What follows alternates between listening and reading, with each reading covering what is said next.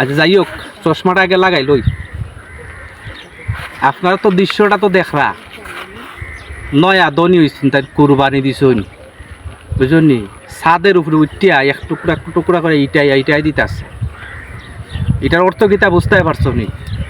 ওই যে কথা আছে না, যে নয়া ফুন্দ বাল হইলে খালি কুরকুরায় বুঝুনি। এখন খিতা দিয়ে কাটতো, এখন ব্লেড দিয়ে কাটতো না, কাঁচি দিয়ে কাটতো না, খেঞ্চি দিয়ে কাটতো না, কোদাল দিয়ে কাটতো, সেইটা তো টুকাইয়া পায় না।